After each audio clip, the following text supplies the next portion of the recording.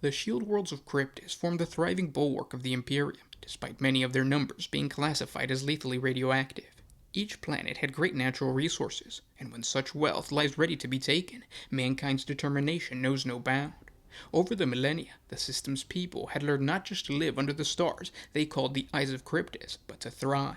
The Cryptus system was rich not only in mineral wealth and the boundless energies afforded to them by their twin suns, but also in their population. All but one of its worlds were so hostile that the only life form that existed in great numbers were the tenacious legions of humanity. From the nomads of Lysios and the inhabitants of the impossibly vast city of Phodia on Asphodex, the inhabitants of the Cryptus shield worlds had adapted to their harsh worlds and even flourished. It was perhaps this feat of human biomass that caught the attention of the Tyranids. None truly know how the Hive Fleet detects their prey. Some of the Ordo Xenos believe that they are attracted only to the electromagnetic signatures of the sun that could foster life. Others maintain that their senses are so acute that they can somehow perceive their quarry across interstellar distances. One of the most persistent theories states that the Tyranids seed those galaxies they wish to invade with vanguard organisms. These stowaway broods and assassin life forms skulk in the shadows, learning of their prey's weaknesses and summoning their kin for the conquest to come. However, all of these theories are just conjecture. What the Imperium truly knows is that the Hive Fleet has an extreme hunger for biomass of all kind. In the 41st millennium, the terrifying scale of Hive Fleet Leviathan's invasion became very clear. After the Hive Fleet's early conquest, it was thought that Leviathan had concentrated its attack around the Segmentum Tempestus. Disturbingly, in the later years of the 41st millennium, it was found that a splinter fleet, codified as the Cryptoid Tendril, was curling towards a binary system deep in the Red Star region of the Ultima Segmentum. The Tendril had diverted its course towards the Cryptus System after utterly destroying the planet of Vitria. After-action reports from the Militarum Tempestus forces that had engaged its infiltration bioforms confirmed that they bore the same colorations as the Hive Fleet assailing the Octaria sector. Word of this new invasion was relayed to the High Lords of Terra through several stratas of astropathic relays. The High Lords' Emergency Council resulted in the first unanimous vote since the Black Scourge. The Imperium would fortify the Cryptus system to the maximum degree possible, though no Space Marine chapters were able to lend their might at that time. Its planets would be reinforced by the best regiments the colossal Astra Militarum could provide. The Imperial Guard would halt the Cryptoid Tendril before it made any more progress across the Red Star, for its path was taking it directly towards the Bow System, a site of immeasurable importance to the Imperium. Though the homeworlds of the Blood Angels were heavily defended, the chapter's future could not be put at risk. Once the Tyranids' advance had finally been stopped by the bulwark of the Astra Militarum, the sector would be reinforced again and again until the Imperium had succeeded in exterminating Hive Fleet Leviathan's presence from the entire Segmentum. In truth, the Cryptus system was the perfect battlefield in which to bring Hive Fleet Leviathan to battle.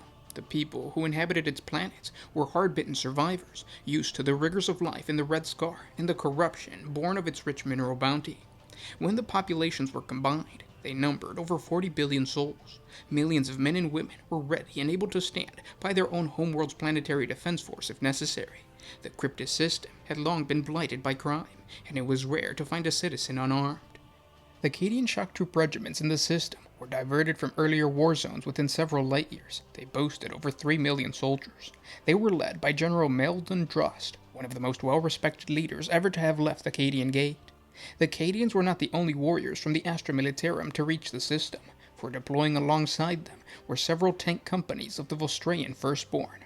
The prevailing opinion was that the Imperial Guard's finest had been deployed in great numbers, and the word had spread of the coming Xeno invasion. Morale was still extremely high. The forces of the Astra Militarum had allies close at hand. Stationed within the mobile convent fortress of Lysios were the Adeptus Sororitas, the military wing of a large ecclesiarchy presence already in the system. After hearing of widespread belief that the Eyes of Cryptus belonged to a celestial giant that judged sinners, the Ministorum had sent tens of thousands of battle sisters to enforce the truth. The glaring eyes of the orb were actually the eyes of the Emperor himself. Having spent the last 3 years pounding this belief into the largely pagan populace of the planet, Canoness Magna Grace of the Sacred Rose welcomed the chance to fight a war where the difference between good and evil was not blurred, but stark. Although the Cryptus system's guns were beyond count, and its manpower was impressive, its foremost defense was a belt of stellar debris that surrounded it.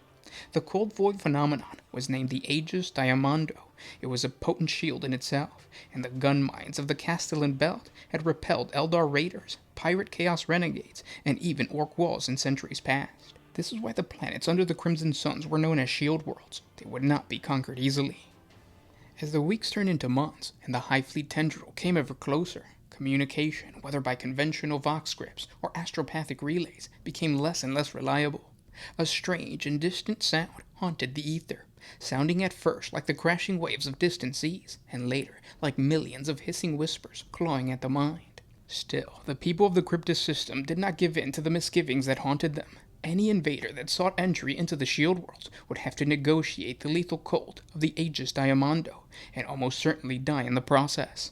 The Aegis Diamanda, also referred to as the Glittering Shield, was a grand anomaly that had been attributed to Imperial warp translations that brought a little bit of the Immaterium with them into real space. The entire thing was made up of transparent macro crystals, some the size of small planets in their own right. Each perfect geometric shape is of a pure chemical composition. The vast polygons that stud the shield are truly breathtaking in their beauty. They appear as a belt of perfect diamonds that span the sky, a celestial phenomenon known to the people of Lysios as the Cryptus Horde. Yet their exquisite appearance conceals a deep trap. Any living thing that strays too close to the cold zone is flash frozen with a killing speed. Though rumors persist that the rogue traders that originally settled the system found non-lethal thermal tunnels that could theoretically allow travel from one side to the other. The region has long been declared forbidden. Imperial ships are required to make translations to the warp on the near side of the Aegis Diamanda, lest they inevitably freeze themselves to death by straying inside of it. In the remote eventuality that the enemy fleet somehow happened upon the thermal tunnels and made it through alive, the guns of the Castellan Belt would soon dispense of them. The alien fleet would most likely be frozen and shattered into stardust without the Krypton worlds having to fire a single shot. By the time the bioluminescence of the Hive Fleet could be picked out in the night sky, the strange noise that haunted the ether had risen into a chorus of alien whispers.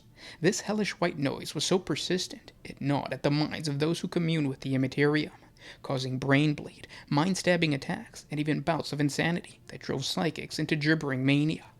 Those vessels that plied the shipping lanes above the galactic plane found the signal grew fainter, just as it did towards the neighboring systems that were close to the galactic core and further towards its fringes. Only those in the path of the Hive Fleet's advance were afflicted by this mind curse. Of all of the Imperial personnel mustered in the system, only the navigators of the Grand Krypton Armada had any inkling of the true threat. With the beacon of the Astronomicon obscured by this bow wave of psychic interference, the Imperium's plan to constantly pour war materials into the Cryptus System would fall apart within the first attack. Not only was the warp rendered unavailable, but there was also no way that the craft could enter the system via conventional means. The Aegis Diamanda's extreme cold formed a barrier in both directions. Slowly, word spread throughout the Krypton High Command, filtering down to the system's planetary governors and the officers of the Astra Militarum that were there to protect it. The binary system was locked down, and its defenses were on their own. The confidence of the system's defenders reached a peak when the first wave of Tyranid bioships entered the Glittering Shield. Rather than channel themselves into a thin column in order to probe the belt carefully for a safe route, the ships of the Hive Fleet plowed right into the sub-zero anomaly. The auspicator screens of the Grand Krypton Armada showed the tentacles of the Hive Fleet falling still, or else curling like the fingers of a corpse dragged from a winter lake. The slow menace of the bioship faded with every new report and the propaganda images that were circulating. Without exception, the Tyranid vessels had been reduced to a frozen white ruin by the Aegis Diamanda's killing cold. What was formerly an invading fleet had become a field of stellar debris, frozen lumps that bumped and jostled against the titanic polygons of the Glittering Shield. Yet still, the void-spanning momentum of the Tyranid Hive Fleet continued to push onward. Upon the bridge of the Imperial flagships that formed a precautious cordon around the shield worlds, auspicator savants reported with dispatch interest that the now deceased Hive Fleet had split into 6 smaller groups. It was simply dismissed as irrelevant details by High Command. The remains of the invading fleet would be shattered, no matter their dispersal. In their pride, most of the Imperial commanders had convinced themselves that the danger was already over. They couldn't be more wrong. As each individual hive ship froze, and the life signatures turned from red to white, indicating that the beasts were dying, the Imperials were able to take a massive sigh of relief. Unfortunately, as the corpses floated through the Glittering Shield, pushed by their previous momentum, the reports began to show signs of life. They were resurrected by the sun's heat as they made their way past the crystallized debris field. In shock, the Imperials ordered every single one of their guns to fire at the thawing Hive ships. Not only were the Tyranids surviving the extreme cold of the glittering shield, but they were using the ice that formed around their bodies as a shield from the incoming attacks. Within a couple of hours, the entire tendril would reawaken on the other side of the Aegis Diamanda, ready to face the Imperial Defenders. And that's where we're going to leave it off right now. Now, this is part 2 of a grander story of the invasion of the Cryptus System. Check out our 40 facts on the Gene Stealers versus the Tempestus Scions if you guys want to get a glimpse as to the initial phases of this tendrils invasion into the system. This would then lead us to the invasion of Bao and all that kind of good stuff. I'm breaking it up into chunks, that way it's more manageable, and then maybe later I'll just put it all together. But I hope you guys enjoyed. If you guys have suggestions for any other topics, please let us know in the comment section below. And thanks for listening, guys. I'll talk to you tomorrow. This was Gershwan with One Mind Syndicate signing out. Oh,